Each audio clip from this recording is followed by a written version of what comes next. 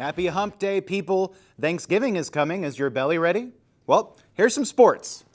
The College Football Playoff Committee announced their second week of rankings last night on ESPN, with a few teams getting new positions in the top 10. The single biggest climb was Texas Tech, who vaulted 2 spots to number 6 after their statement win over formerly top 10 BYU. The Red Raiders took down BYU in convincing fashion, dominating on both sides of the ball, giving them the inside track on the Big 12 championship and a berth in the playoff. Things are certain to change, but if Tech makes the playoff and beats their first-round opponent, they have a high chance of playing in-state rivals Texas or Texas A&M. Other than Texas Tech, the biggest beneficiary of the new poll was likely the South Florida Bulls, who find themselves in the 12 seed as the highest-ranked Group of 5 team at number 24. But teams like James Madison and Cincinnati are chomping at their ankles, so that's a spot that will likely change. Notre Dame gets the honor of being one of only 2 top 10 teams with 2 losses, having dropped their first 2 games. But with those losses being 3 points to then number 10 Miami and a 41-40 loss to undefeated and now third-ranked Texas A&M, the playoff committee clearly feels the Irish are still deserving to be in the dance. Ohio State continues to lead the college football pack with the best-looking team in the country.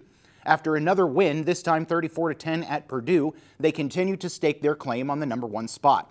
Some pundits even act like it's a given that they'll repeat as national champions, so it will be interesting to see if a challenger emerges in the coming weeks. But if both number 2 Indiana and the Buckeyes keep winning, eventually they'll both meet in the Big Ten championship game, and the hypothetical loser of that game would likely still be in the playoffs. Well, I'm 1-4 all time, but it's time to now look all the way ahead to the college football weekend. Here's my picks. First up is our hometown boys, source of lifelong anguish for myself and many other Oklahomans, the Oklahoma Sooners. The Sooners will travel to Tuscaloosa, Alabama to take on the rolling Crimson Tide. After an early stumble against Florida State, Bama hasn't lost a game, and Ty Simpson looks like he might be the most dominant player in the nation. My goodness, does he throw a pretty ball, too. But Simpson and company haven't faced a defense yet like Venables and the Sooners. And I think our Mason Thomas and company will give Simpson and the rest of his crew a rough time. Sooners will take it in a close one thanks to the defense. Next up is the game of the week as the Georgia Bulldogs travel to Austin to play the Longhorns. Both quarterbacks have been on fire lately, with Gunnar Stockton looking especially clutch for the Dogs.